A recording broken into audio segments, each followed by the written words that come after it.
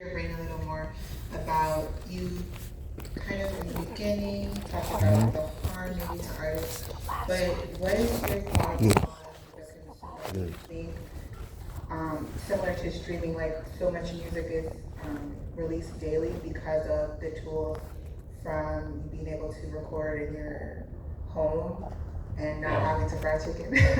Yeah, right. So do you think the consumer would ultimately, you kind of talked about it with the story, but dissect the original or unique art coming from AI or not AI? I think in the beginning, like anything new, we, especially in America, we go freaking nuts for it. So I think in the beginning we're gonna be stoked about AI music. But I think it's gonna, once it settles, I don't know how long it's gonna take, it would kind of go the way of like graphic design. So graphic design, which is great. People don't really go to a graphic design gallery opening to see, images of the McDonald's logo. But I think it's gonna kind of like settle a bit, and then I do think it's gonna kind of be, it'll find that balance. But I think the key component for artists is understanding that we're not limited to the old model of just, I made this, now I'm gonna sell it. If we can understand that, that's gonna separate us so that when people are like, buy my thing, it's it's AI or whatever, they're not gonna make any money really from it anyways, because there's no money in streaming and it's going down. Especially since Spotify just changed all that up. I don't know if you knew that, but you can't get paid unless you have 1,000 streams to even start getting paid.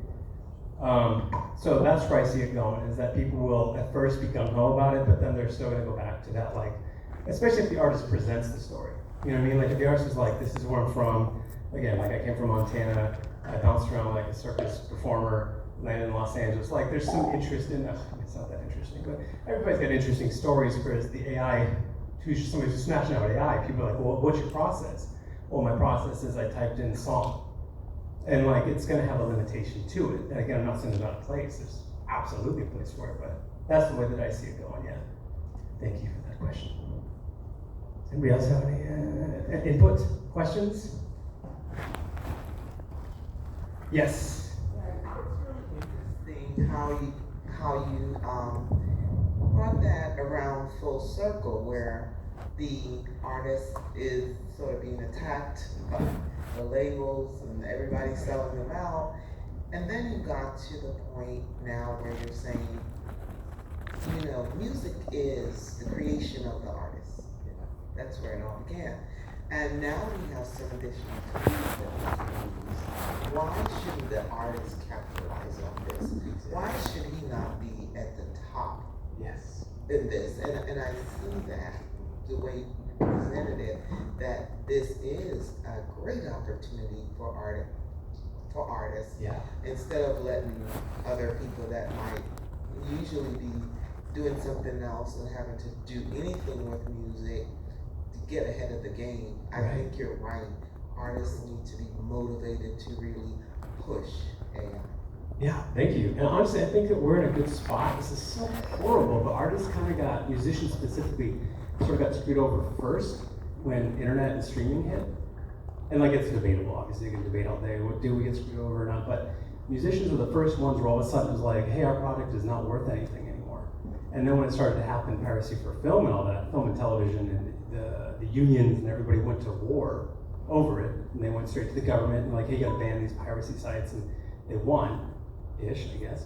But we've been on the sidelines since Napster and all that. My attorney was a part of making Napster legal, but it was kind of, the system had already been set up. I mean, if you really want to get into it, what happened is that the tech industry went to the label industry and said, CDs are dead, do you guys want to get in on this streaming thing? And the labels, per usual, said, no, that'll never happen, that's not, no one wants to do that. And they were wrong, which I think been wrong 100% of the time on technology shifts. But basically that's where we sort of have an advantage, is that we saw what happened. People didn't really care necessarily, but now we can see what's happening now, and film and TV is freaking out. Whereas I'm like, we have the cutting edge now. We saw what happened last time. This time we're prepared. We just have to supplement our art, because every artist sees or has something else that they cannot contribute to the music that they're making, because they're limited. Yeah, I know. So like, I think this is going to be, I'm hoping that this is going to be the time of where artists, especially musicians, really like show up And then AI can't compete with human innovation, no matter how hard and how many data points and machine learning models we have. So that's my hope, but thank you for agreeing with me. It makes me feel better about myself. Does anybody else have any input or questions? Yes. One of these days, I just want to see you throw a microphone all the way across. Yes. So if I understand, Yeah. you are advocating, or the future is the artist in his or her creation, Yeah. and people accompanying that artist rather than the final product. That's one of the main models, yes. And so the poet laureate of Miami, Mhm. he or she would close himself in a room, Yeah.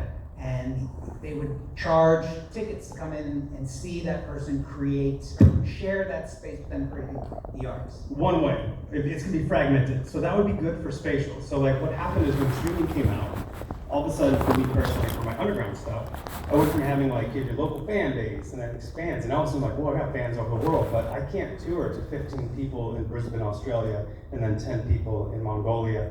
I have to bring them to me.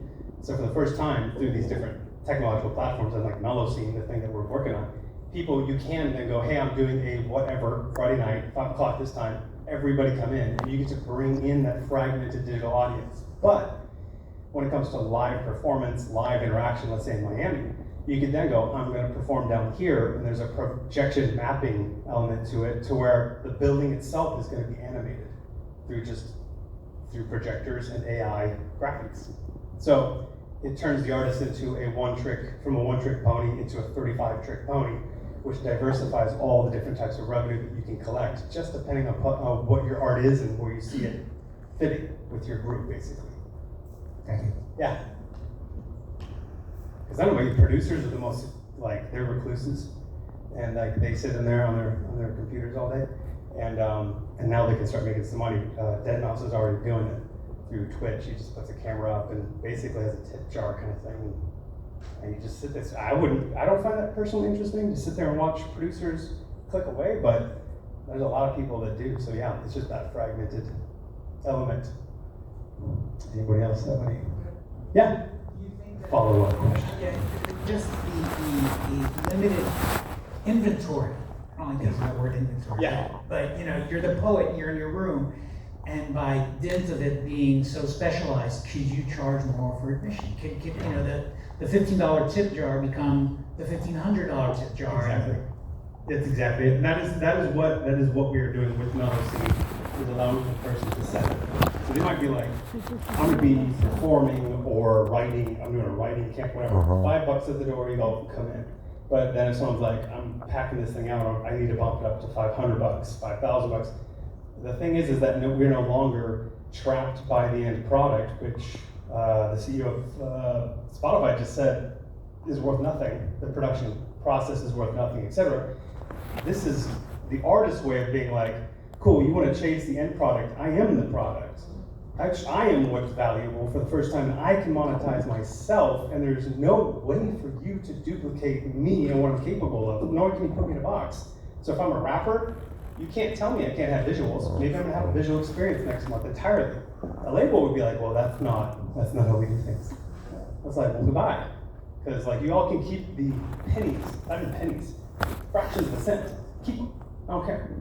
You know what I mean? I'm monetizing myself now, and that is, in my opinion, that's where we're headed with this technology, if we use it right. This applies to everyone, but that is what this is going to provide us. Yes, purple shirt.